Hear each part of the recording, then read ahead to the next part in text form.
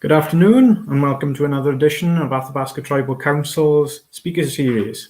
My name is David Thomas, I'm the Recreation Coordinator at ATC, and I would like to introduce Leroy Fontaine as today's speaker. We're going to start off with a short video.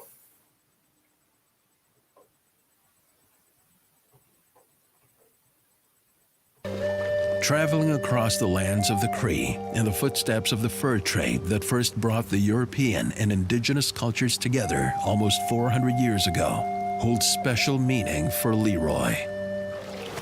I grew up in the First Nations community. I'm Chipewyan. I started this nonprofit called Tribal Dreams, where we go to First Nations communities and run football camps for First Nations to help instill certain attributes that the sport pulls out naturally. I am on this race here to prove to First Nations and my community and my family that going outside your comfort zone can make you a better person.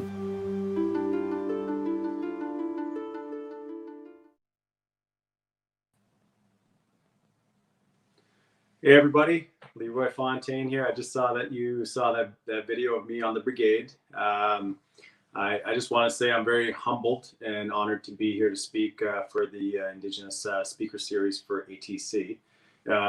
Honestly, it's been a goal of mine for a long time to be able to speak to the youth, especially within our area in the Wood Buffalo region, where I'm from.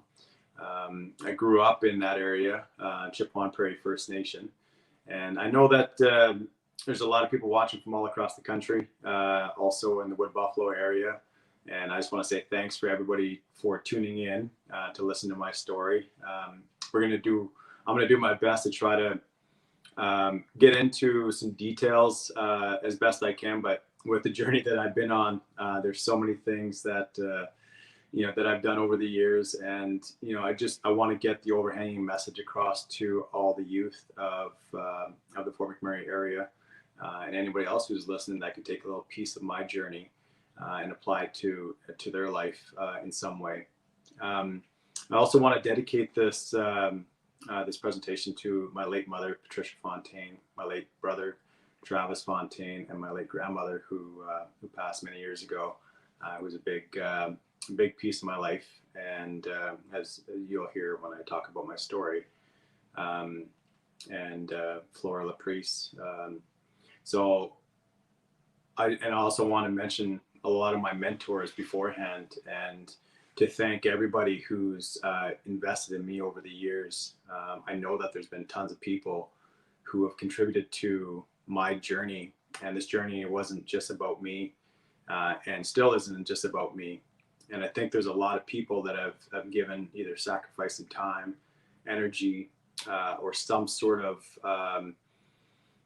investment, whether it was coaching or teaching, and family and friends that took the time to help me navigate through this. And I am really the definition of a community raised child, and all across the country, friends, family, and especially my homegrown people from Wood Buffalo. I do appreciate this opportunity. ATC, I'm so happy to be able to speak on your platform. You guys have done so much for my life.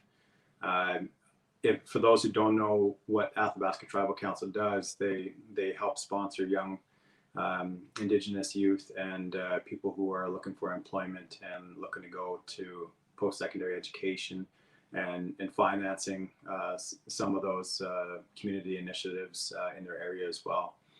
They do a huge amount of work with what they got, and I wouldn't be where I am today if it wasn't for the assistance of ATC.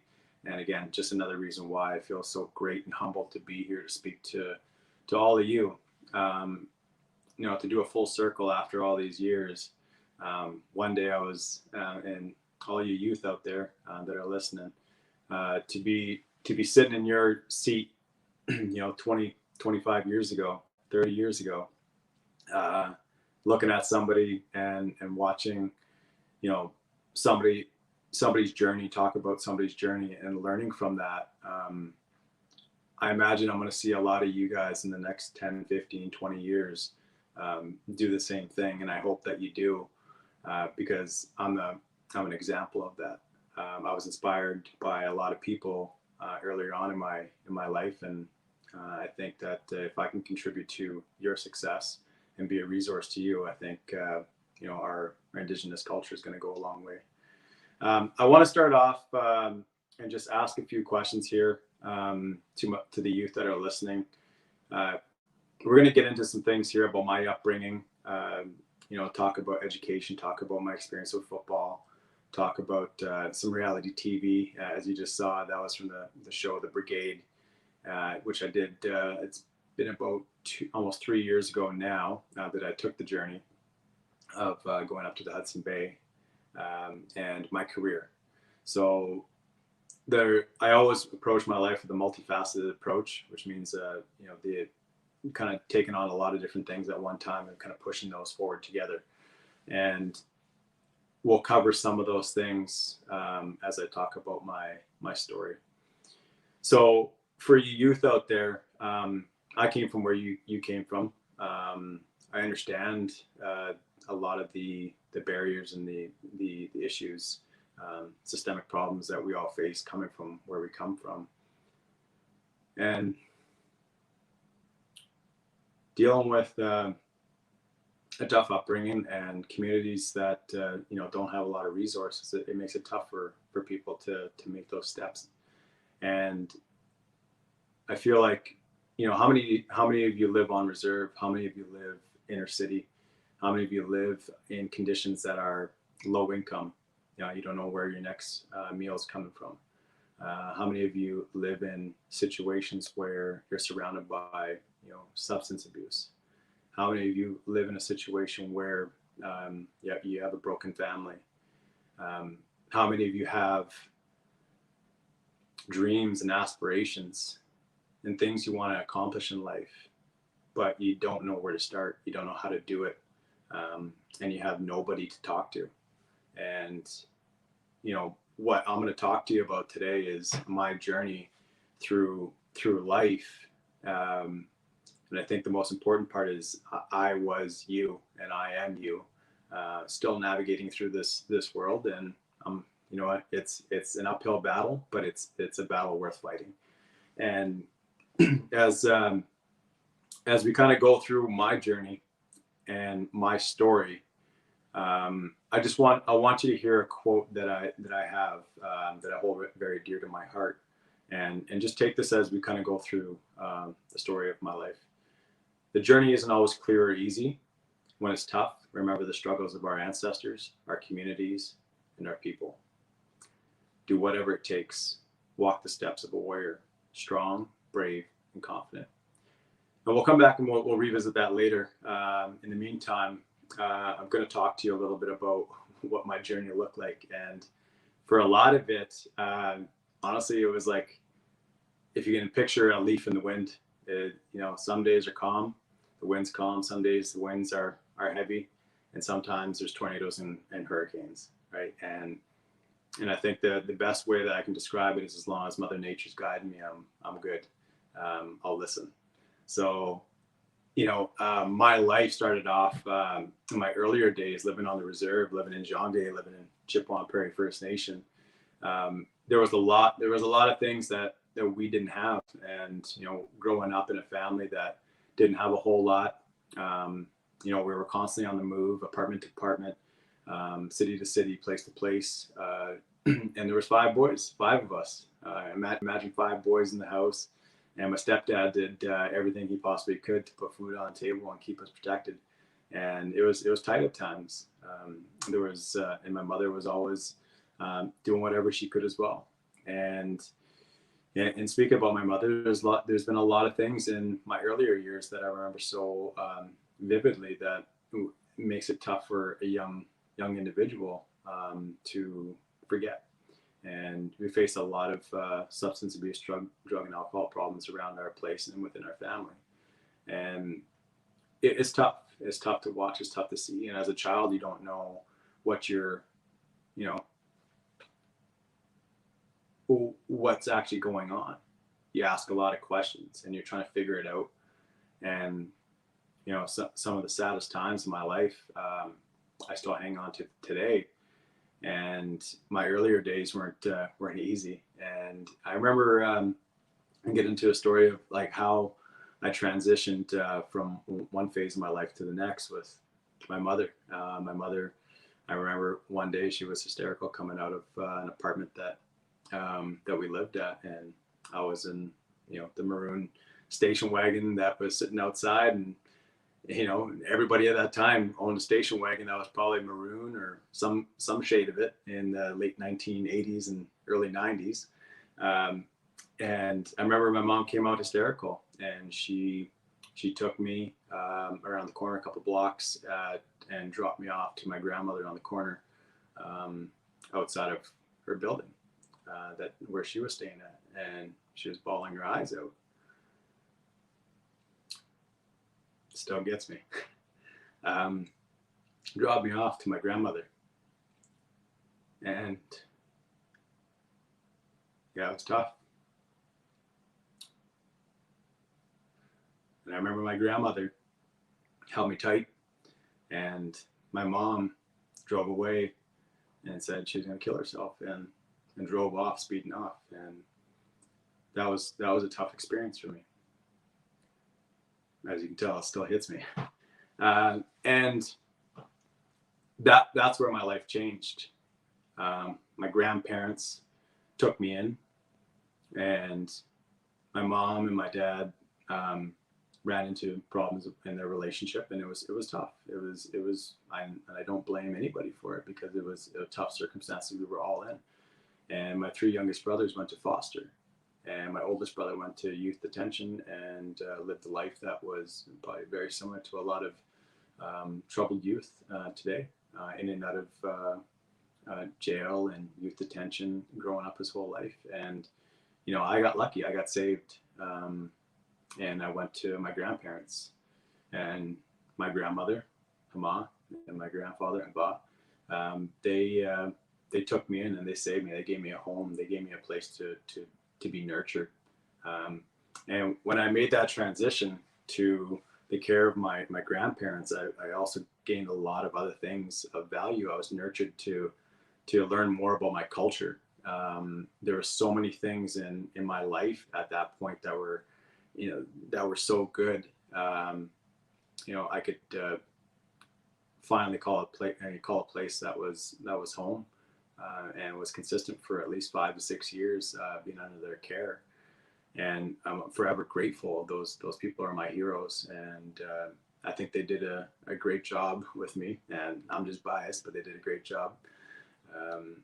So they took me in, and I lived on the reserve until I was about almost 12 years old. And I remember I faced a lot of little problems on the reserve myself, bullying and things like that. And I started playing sports, and I started playing football, and I started playing basketball, and I started questioning whether I wanted to be there, if I wanted to go to Fort McMurray to play sports. And I think some of you can connect with this, with being so far out of a lot of these sports. And I think they're getting a little bit closer to some of the reserves that you guys are at, and especially with people like Dylan and a few of the other people that are putting programs together to come out to the reserve. I think they're doing a great job. But once I found a sport, and I started to like school a little bit, I ended up asking my grandfather. I said, Haba, I got to go into town. I need to go play sports. I need to go to school. And I think he listened to me for a year, telling him, I got to go. And one day he finally listened. He said, all right, I'll set you up. And I was lucky enough that my uncle Gary and Amanda were living in Fort McMurray. So I ended up, you arranged it. I packed my bags and I moved to the city of Fort McMurray. And it was a good feeling to go to a place where I knew I can play sports. And that was just the start of it. When I got into junior high in Fort Mac, I went to St. Anne's school in junior high. And I think I think some of us can relate to this if you've already made that transition into a different education system in the city from the reserve. It's tough. It's a tough transition. And there was a lot of things about moving from the reserve to and the education system to colonial style, different than what we're used to, and different expectations. And I found it challenging. I was failing in grade 7. And I remember I had a lot of talks with teachers, coaches that I had started playing sports with, football and basketball. And I remember having to step my game up. At that early of an age, I knew I had to take it on myself. So I had to spend extra time after school and in between practices and go home and fall asleep at the table into the night trying to stay up with school. But that sacrifice and that dedication definitely paid off, because as I started to figure out the system, it became a little bit easier for me. And that's when I got into football. And football was, we'll talk a little bit about this as I go on, but football was a savior for me. It's a sport that gave me so much, and that was the beginning of it in junior high. The teachers, the coaches, the mentors, they've been absolutely amazing right from the beginning. I've had so many mentors, and I think they're so special in our life, no matter where you come from, whether you have a good life or a difficult life. The people that you can rely upon and trust, and I know trust is a hard thing for many of us to really put out there. It makes us vulnerable. And I want you to know that, like, there are people out there that will take care of you if you give them the chance. And there are people, and you'll know when they're right for you and on your journey. And those people are going to help you.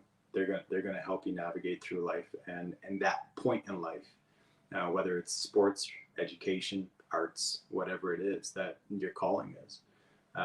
Those people are going to be there for you. And I had the luxury of being able to tap into a lot of different people, both on the education side. I had teachers that were helping me and putting all that extra time in with me, and coaches that were doing the same. But I also had family friends that would also do the same, and a big kudos to Rita Dizak. I call her my second mother. She took me in around the same time.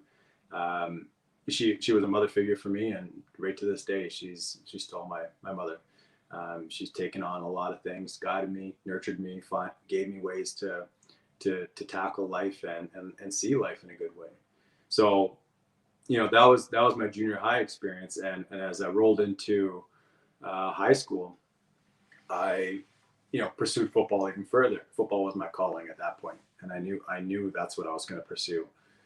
Went through high school, and around grade 11, I went through a tough time. Like, things were good transition into high school. Life was good. Playing sports, playing football, and grade 11 came around, and things got sour. Things got tough. I lost my grandmother. Like I said, she was my biggest hero, my savior, and she passed of cancer, and I ended up going into a pretty dark place as a young individual, and I ended up being in a relationship at the time, and we all go in and out of relationships, especially when we're younger, and we fall in love that we think is love, and things happen, and we get upset about it. And I went through a breakup around the same time. I was going through pressures of trying to be successful with football and school, and really putting expectations on myself, and dealing with some family issues as well too, and wondering where my mom was or how she was. And she was on and off the streets quite a bit, and dealing with all those things. And as a young individual, you ask a lot of questions, and you're wondering why me? Why is it tough? And sometimes you don't have the answers. And I didn't know how to cope at that point. I didn't know how to cope. And this was probably one of the toughest things I've ever had to, and first time I've ever saying it, is that I wanted to hurt myself. And I never had suicidal thoughts in any way, but I wanted to hurt myself. I was in so much pain, and I had nobody to talk to, and I felt like I had nobody to talk to. And I think it's so important that we all recognize that there's tons of people that will listen. And there's tons of people that will talk. And I found a coping mechanism. I ended up getting up at 2, 3, 4 o'clock in the morning because I was so fired up and angry and frustrated with so many things that I just pick up and run, and I'd run 5K, 10K. And I think that's when I started realizing that was my outlet. That's what's going to make me happy, and that's what's going to make me successful, and channeling that energy. And too often, I think we go to the negative things when we're in a dark place. But you know what?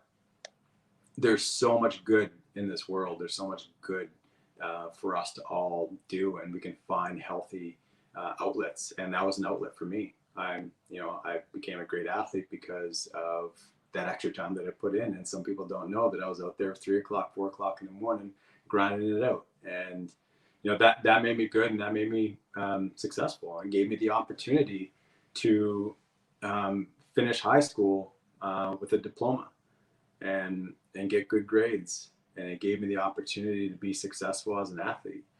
Coming out of high school, I was one of the top ranked linebackers in the province. I played for Team Alberta in the under 19 Canada Cup in Ottawa. And I played well, and I ended up getting a bunch of university offers to come play coming out of high school. So I think the message there is that, there's so much goodness, and you can channel that energy in such a good way that even sometimes you can't see, and you will accomplish what you set your mind out to, and make sure it's good. I ended up going to Edmonton. After all the universities that were knocking on the door, I decided to play for the Edmonton Huskies in Edmonton, and we won 2 national championships with them. And I have brothers for life with that team, and they are absolutely amazing people. I still stay connected with a lot of them. And I think the biggest thing about my transition to Edmonton was I ended up going to NAIT for personal fitness training. And that was my the calling at the time. I wanted to be a personal fitness trainer, so I went. And I spent the first year going through it, excited, and I ended up getting involved with some pretty bad people, and going down a path that was not going to be good for me in any way. And I hung around these people for a little bit too long, and realized I was going down a slippery slope with these individuals. And my life could have been completely different, and I could be affected today because of it. And I just want to say that, like, as good as some things seem at times, and we're on a good path, there's always going to be other things that are going to try to pull you in other directions. And I think if you earlier on that you get those values and your pillars and those things that you value so much in your heart, and you know what's good, and you know what you're trying to accomplish, that will always win, and the goodness will always win. And at that point, I knew I was going down a bad path, and I had to correct myself, and I had to refocus my energy, and I did. And I ended up focusing on wanting to play university. And so when I finished up my 4 years playing with the Edmonton Huskies, winning those 2 national championships with them, I ended up getting offers from all across the country again. Where do you want to play university? So I was lucky in that I had to choose where I had to go. And so I chose Halifax. I was like, you know what, pack it up, let's go. We're going across the country. We're going to go on a journey. And here I am in my little Ford Ranger, 1991, blue, probably rusted out from the bottom. And I packed everything up in it within a week and said, all right, I'm going to Nova Scotia. And I'm in Nova Scotia right now. So we'll get to that. But packed up, and I made my way across the country, and I took a leap of faith. I knew a couple people that were out here playing football. They put in some good words about the program. They said the university was good. And I pulled the plug. I said, let's go. So I made my way across the country, and I had enough money to get across, probably just enough in fuel, a couple extra bucks to spare at the end. And it was a tough transition there as well too. And I think the moral of the story there is, sometimes we have to go outside of our comfort zone a little bit, just like I said in the video, and take a leap. And honestly, it was a great decision. Even though I had to sleep out of my truck for a few days and borrow a couple bucks from one of the alumni of the football program to get me started. And he said, don't worry about paying me back. You just put the work in. And so I did put the work in, and university was a great choice for me. It was an absolutely fun time. Again, like I said, with the family that I gained from playing football with the Edmonton Huskies, I did the same thing with St. Mary's Huskies. And I have a family forever with those group of guys. And we played in the Vanier Cup. We won 4 conference championships and while I was there. So great time. The first couple of years though, I remember I was enjoying myself way too much, and it got the best of me. I saw my grades starting to slip. I saw my relationships starting to slip, and I saw that I needed to make some change again. I just wasn't going down the right path. So I had to gut check myself again one more time and say, hey, listen, like, you got to smarten up here, Leroy. Too many people invested in you. And there's things that you want to accomplish and you're not on the right path. And this whole time I've been trying to strive to make it pro and go and play professional football in the CFL. So I had to gut check myself and say, you know what, smarten up. So I stopped drinking halfway through university, cold turkey, and said, hey, I got to switch it. And honestly, that was one of the best decisions in my life to this day, because it set a whole new mindset. I thought more clear. The things that I wanted to do, I became more involved in the community initiatives. And I took on a whole new way of being, and I sacrificed myself for others. And as I did that, I became the leader of my team in community engagements, and I got a couple of awards from the university because of the extra work that I put in. And to me, that was a starting point. And I continued. I knew I was going to finish my university degree, and I was going to try out for the CFL. I ended up making it to the CFL Combine. I put in the work, showcased myself. I got some interest from the Hamilton Tiger Cats. They invited me out to a camp, and the Calgary Stampeders, sorry. And so when the Ticats wanted me to come, they said, you got to be here by this date. And I'll tell you a story about the one chance I never took.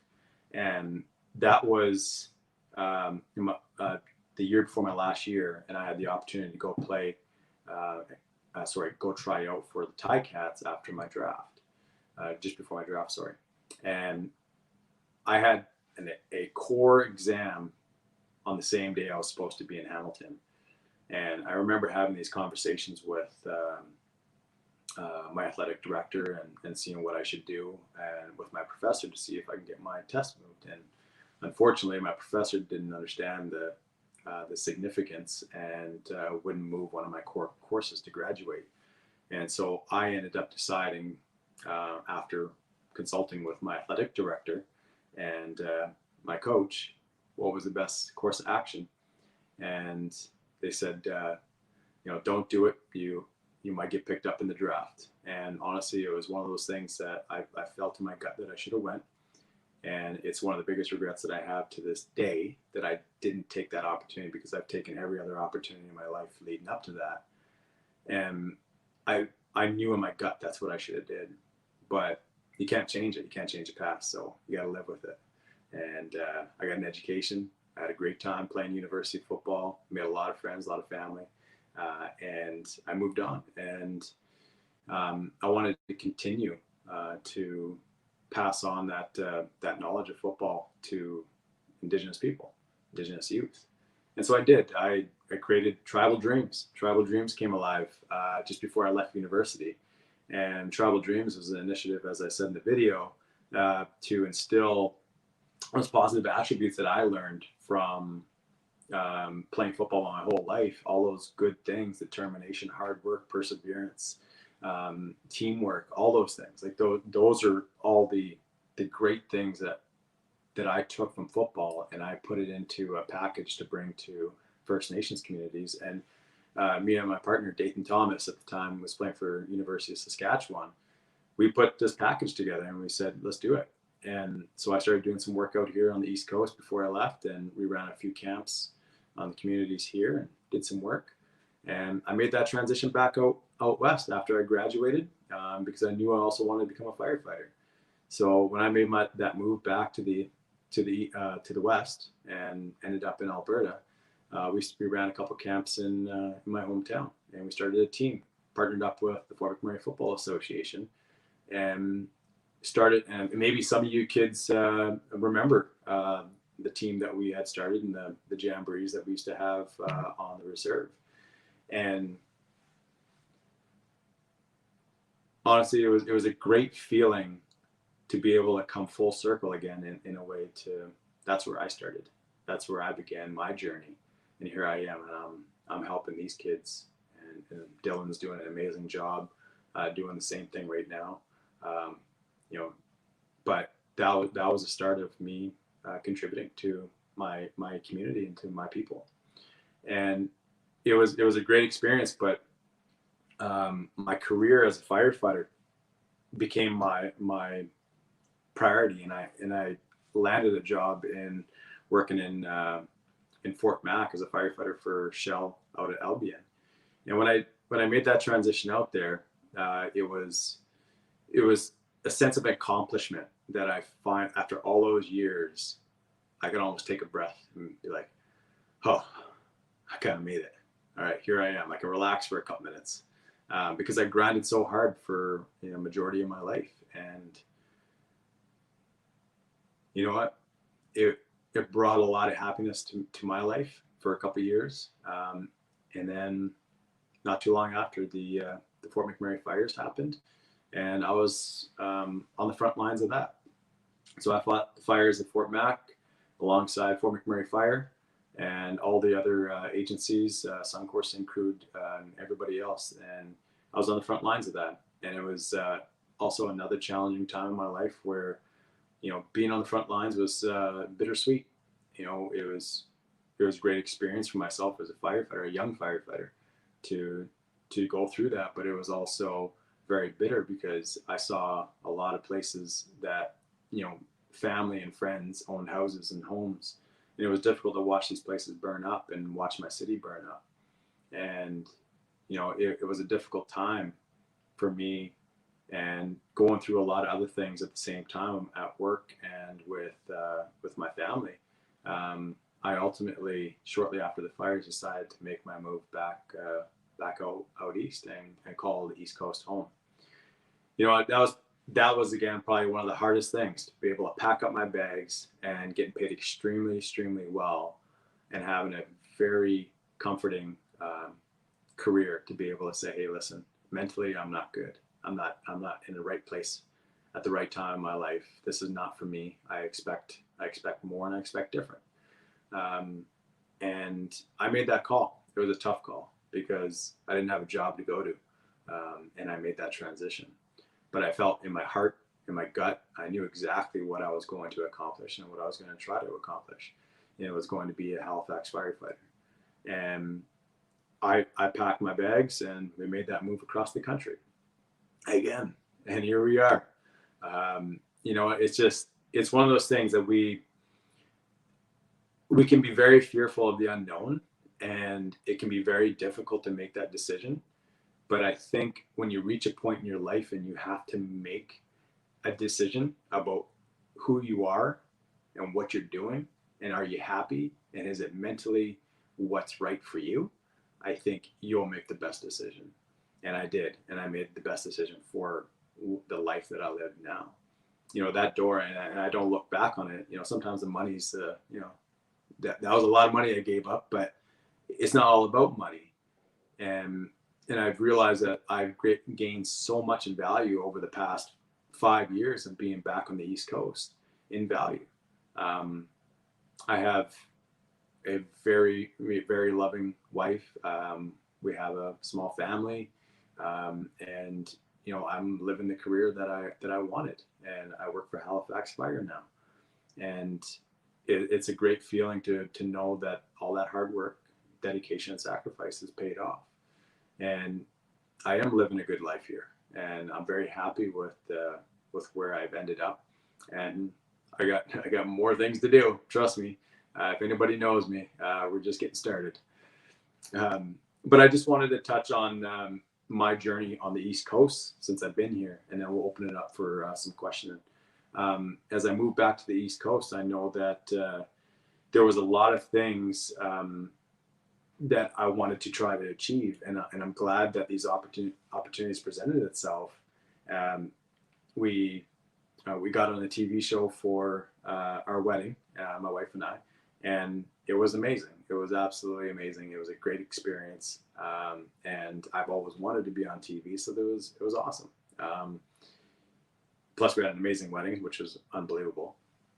And a couple of years later, I got the opportunity to be on the brigade, and you saw the video of that.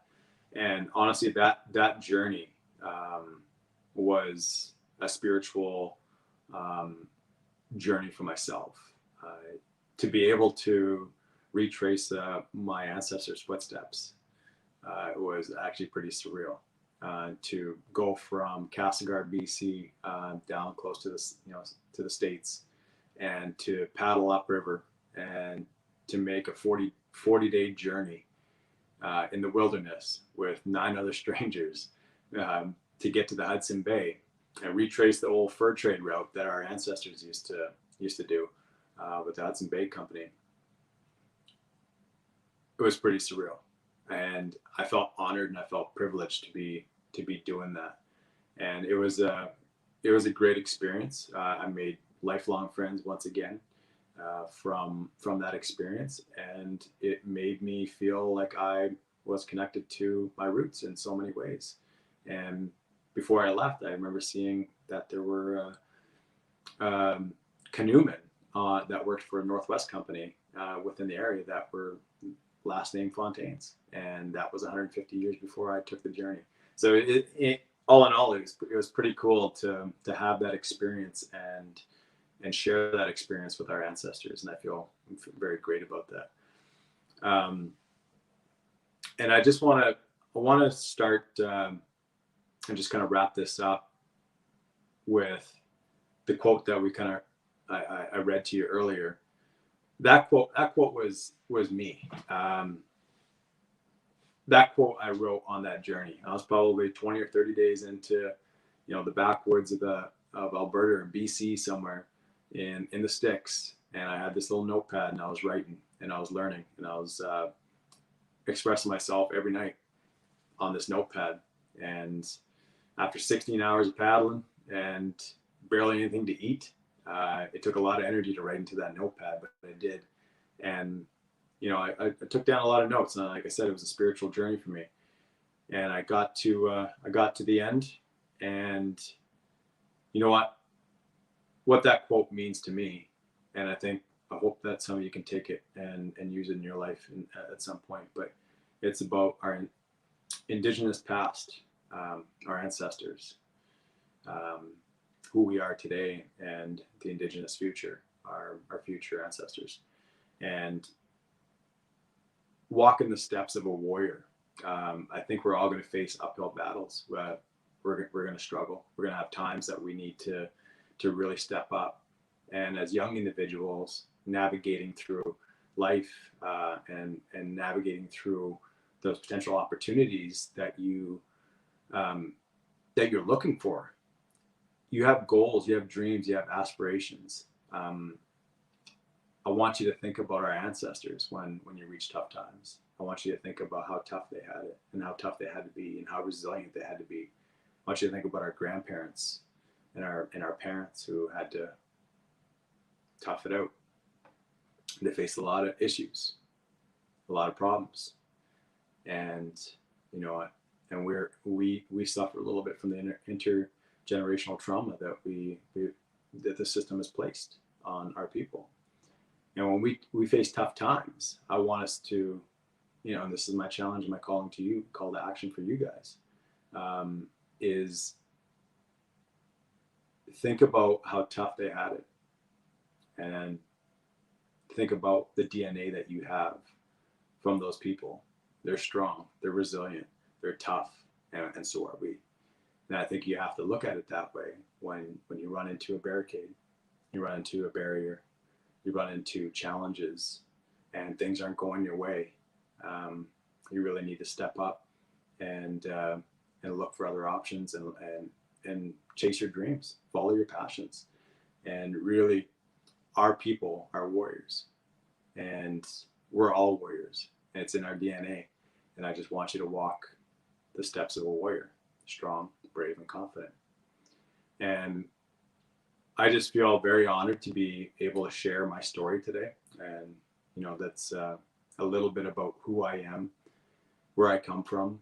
And, there's another chapter being unlocked right now for me with my family. I have a little boy, Phoenix, and my wife, Kayla, and we have a beautiful little family, and we're moving on to, bigger things, and I got some plans on the next things that I have going on, and it just never stops. And it's exciting. And I want you guys to all understand that, like, there are a lot of exciting things for you to accomplish in this world. And come full circle, somebody inspired me one day, and I hope that I can inspire you to do great. And thank you, everybody, for listening, wherever you are, and especially to you, all you young folks there in the Wood Buffalo area. Thank you. Appreciate it. And I'm just going to open it up to questions there. So, David, if you want to come back, and we'll start answering a few questions. Okay, well, thank you very much for speaking. Some powerful words there. I know we had a very poignant question come in from Trey on our Facebook stream. So I think Joanne's going to put that up there for us. Can you see that, Leroy? Yeah, hang on a sec. Let me get a little closer to my screen here. Glasses there. Okay. Who do you think it's?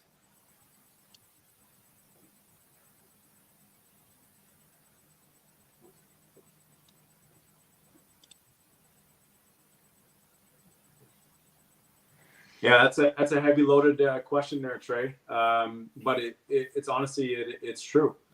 There's a lot of kids that are facing,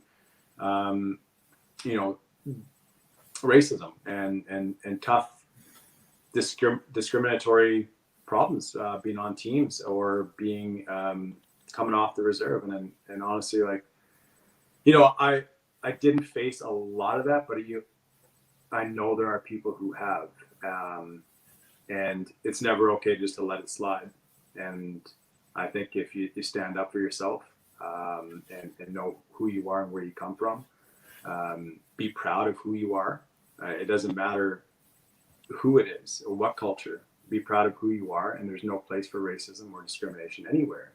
So, like I said, like, I didn't experience a lot of that personally, but I know there are people that do, and I just want to say that there's no place for it. Stand up for what you believe in. Okay, good to know. So I've written a few questions myself as well as I've listened here. And one of the sort of the big questions I've asked a few of our speakers is, how has your attachment to your culture changed as you sort of been on your journey as you've aged? Yeah, that's a great question. So like I was telling you, like earlier in my years, like my grandparents were always there and my dad was always there to expose me to a lot of the cultural stuff and hunting and fishing. And with my grandparents, I did a lot of that and spoke the language. I used to drum. I did a lot of that. And in my journey through education and going the colonial route through school, you get disconnected naturally as you're going along your journey. And for a long time, I didn't realize how much I was getting disconnected because I was so focused on what I was trying to achieve. And it wasn't until about, midway through university, and when I started to make my way back, that I started realizing that I gotta focus on these things a bit more. I gotta put some time in. And when every time I come back to the reserve and I come back to my family, it's how much can I absorb? And more so recently, I feel like I had a visit with an elder here. I want to say a couple months ago, and we had this conversation about what, because I feel like I've let myself down and my culture down by letting it go for too long. And she brought up a good point. She said, you got to understand, there's two-eyed seeing, is what she called it. And she said, sometimes you're going to navigate and you have two eyes. So you're going to see things one way, but you're going to have to come back and you have to see it another way. And culture and the colonial world. And as you navigate through both, it's hard to kind of balance both. But sometimes colonial is going to take over and you're going to have to go through educational, sports, and living in that world. But you have to also come back and give enough to your culture. And I think that was a pretty big awakening for me, and wanting to get back to learning my language. I used to speak it. I want to speak it again. And I also want to dance at powwow. So that's another thing I'm taking on right now. And I'm just looking forward to reclaiming my roots. And that's where I'm at in my life. Okay, yeah, I like that idea. You can't continually take from one cup. You have to fill both, right? Exactly. Okay. I've got another question about sort of your work. So you talked about brotherhood a lot, like sort of, with various football teams you've played on. Have you found that sort of feeling of like some companionship, brotherhood within the fire service? Oh, absolutely. And I think that's part of the reason why I chose to go down this career as a team sports guy my whole life, and knowing how much richness I can get from all these people and playing with these teams. I didn't want to be out of that for the rest of my life once I was done football. Yeah, like you're a big fan of football, and you know what? It's one of those things. It's like you know what you like. And for me to be a part of that brotherhood and to have that connection I needed to find that extension of who I was. And firefighting was a natural extension of that lifestyle that I'm very familiar with, and having that brotherhood. And I wouldn't change it for the world, because it's one of the greatest jobs ever. I see a lot of football guys going into the fire service. and I think that's why. I had to ask, right? I think we've got a question coming in from our YouTube stream next. So Joanne's going to pop that up on screen for you. Nice and simple there. What keeps you motivated? Everything keeps me motivated. You know what? Like I was saying before, like I have a multifaceted approach to life. And we kind of just talked about how we fill cups. But, I want to bring everything with me. And so as I'm approaching new milestones in my life, I got to make sure that I bring up the other part, community or career or family or, leisure, whatever it is. I got to bring everything with me in that balanced approach in life. And I think all those things keep me motivated. At the end of the day, I think what the biggest motivation is to just live the best life I can and give the best life to the people that are around me as I'm traveling through life. And I think that's where I get so much motivation to helping the homeless and doing these initiatives to help homeless people across the country with, that's what drives me, is bringing the people with me that I love and keep dear to my heart. Okay. There's a related question coming up from Facebook on that theme. Seth asked, what is the motivation you push you beyond your limits to be where you are today? What drives you to try, and what advice would you have for younger athletes like myself to stay motivated? Okay, thanks for the question, Seth.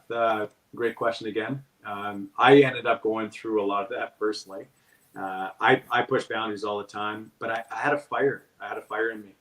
right from the beginning, and I knew that I wanted to be a pro athlete even at the age of 10, 11.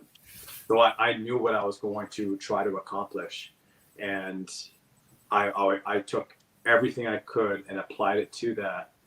And I think for me, that's what kept me motivated and pushed through all those barriers, because I was achieving small accolades along the way and having a taste for success on that journey. And ultimately, they all added up and stacked up to being almost successful at being a professional football player. So just have that long-term goal in mind, slip in those short to medium-term goals, and just keep on breaking down those barriers along the way.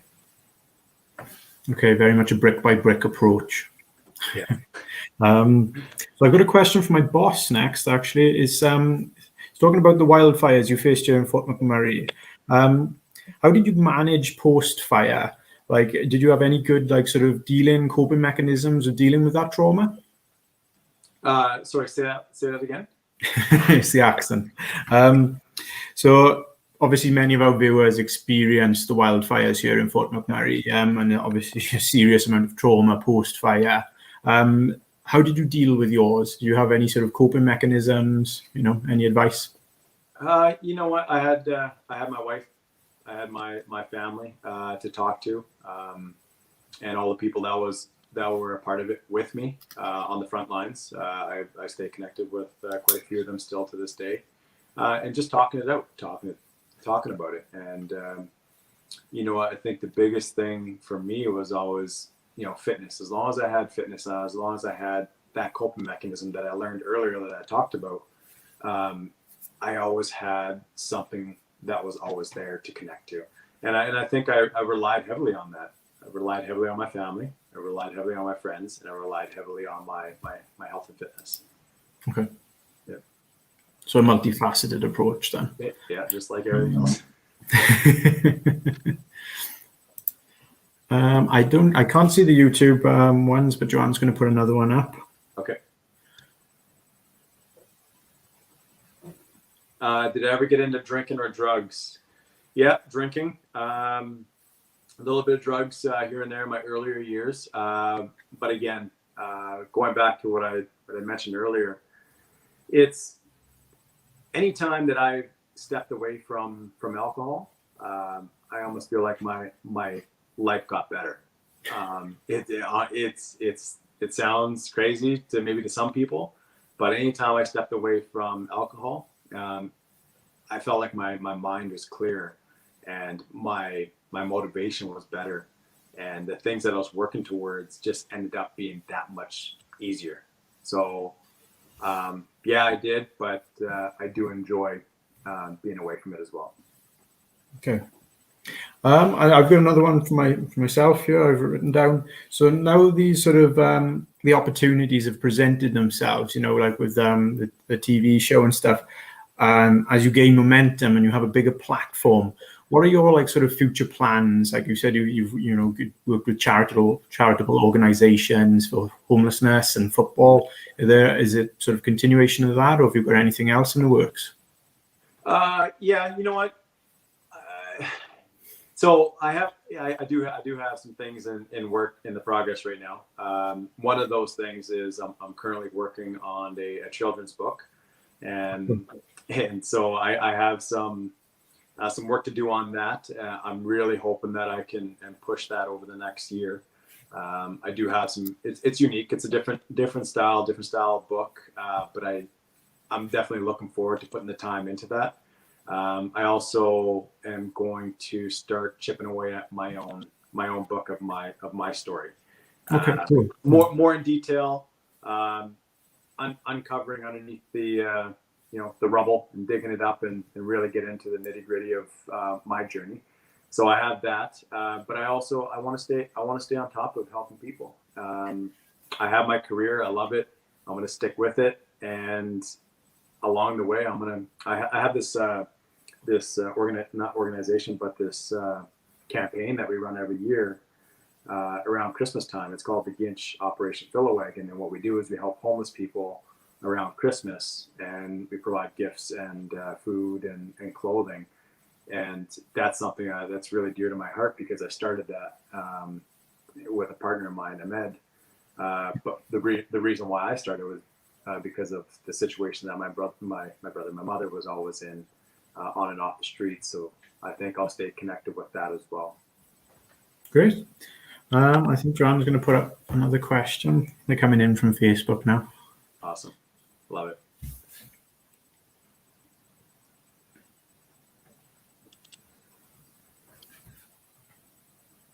What are your big suggestions for others struggling with that disconnect from your culture? Thanks for the question, Tanisha. It's always been tough. It's always been tough for me. I have always tried to be very active in staying connected, but it is tough, especially when you're away from your community and away from your people. And the amount of years that I've spent off reserve in comparison to on reserve and within Chipewyan Prairie First Nation, like it is tough. But what I've started to realize being on the East Coast here is there's always people, no matter where you go. There's always a reserve. There's always a First Nations community. There's always a friendship center. There's always something available to you to stay connected. And like, I'm starting to get very connected with the Mi'kmaq community here, and I have a lot of people that I can count on if I want to get into my culture. And my culture is from the prairies, but Indigenous culture as a whole has a lot of similarities across all spectrums, and they're unique to territories and stuff like that. But for me, it was always, okay, now that I'm going to be here for the next 30 years, like, teach me the Mi'kmaq way, because I'm going to be indulged in the culture. So I guess what I'm trying to say is, no matter where you go, there's always an opportunity to practice your culture. Okay, Dylan has asked if we can hear about your arm tattoos. I don't know if that's an appropriate question. Who asked that? Dylan Elias. Dylan, can we hear about your arm tattoos? Oh, geez. Okay, so this tattoo, it's a tribal. If you've seen any pictures, well, you might have seen it in the video there. It was a tribal tattoo that I started when I was 19, and people told me, it's like, don't do it. Don't do it. And I was stupid enough to go ahead and do it, because, I did it. So I started it. Unfortunately, when I started it, I had 3 different artists pretty much contribute to it, because each artist left. And so here I was hung in the middle, and I had to find a new artist every time. So I had 3 different artists do it. It's still not completed. There's still a section here that I haven't done for about at least 10 years now. So one day I think I'll find one artist that will be willing to take it on and complete it. On the other side here, I have a warrior, an Indigenous warrior on my shoulder, and that's probably the biggest point of my whole sleeve on the right side. Is it's who I want to be. It's who I'm striving to be, and to be a weathered, strong, brave warrior that has seen it all and done it all, and can see light at the end of it all, and that's what that is. Okay, I think Dylan has a slightly more serious question now. How is going to Father change your perspective on life and your many projects? Whew, yeah. You know what? I've always wanted to have a kid. Kids. I think I originally started off like, I want to have 6 kids, because I come from a family of 5, and I was like, yeah, I want to have a big family. As I got older and older, and I wanted that when I was like 18, 19 years old. And I'm kind of glad I waited, because I feel like there's a lot of things I wouldn't have been able to experience the same way, waiting a little bit longer. So we had our first boy there last year. He's almost a year old. And honestly, it's been the best thing, the most amazing experience for me, because I've been waiting for it for so long. So it's changed my perspective on even my culture, as we talked about earlier. I'm getting more connected with my culture, because I know I want to pass it on to him and to the rest of my children in the future, to be able to pass that on. So now I got a responsibility, bigger responsibilities. So here I am. And my projects, they're tough to get around to. Like literally, I'm tight for time these days. So I'm hoping to get that book out hopefully within the next year, but who knows? Could be a little bit longer. Great. Keep us posted. I think we've got another question coming in from YouTube. I live in Fort McMurray, but I'm from the east. I'm not nearly ready to move back. What factors pushed you to move back east? Thanks, Tina. Yeah, you know what? There was a lot of things that came into play when I decided to move back. When I first moved out here for university, Dylan can tell you this place is, pretty awesome. It's a great place to be. I also love Alberta. I love the mountains. If I can call one place home, it'd be, in a little cottage up in the mountains somewhere. But if there's a second place, it's out here on the East Coast. And the reason why I decided to come back this way was because I wanted to raise my family close to my wife's family. I wanted to be a part of Halifax Fire, and I wanted to live the East Coast lifestyle, just like as the shirt says. And honestly, it's a true thing. So that's why I moved back, and I've been happy ever since we made that choice. Okay, I think we've got a question coming in from Alice next. Oh, Alice. What advice would you give to other men about being a father and a role model?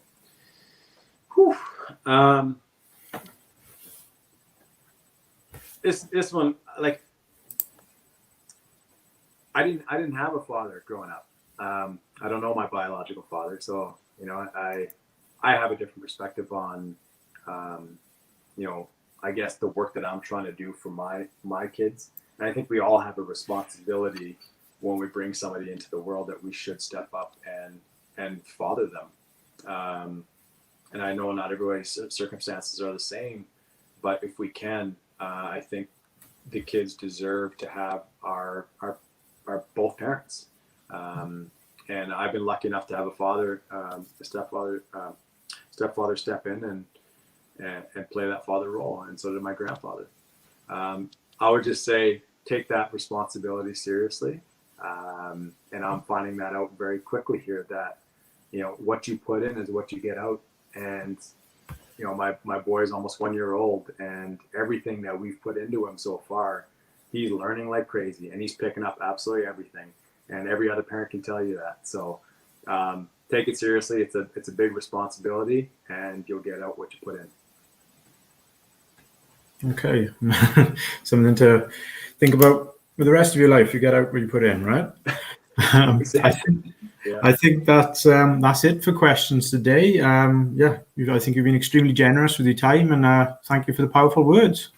Well, I just want to say thank you very much for everybody who took the time to listen. I know there's been people from all over the country, all the different platforms, Facebook, YouTube.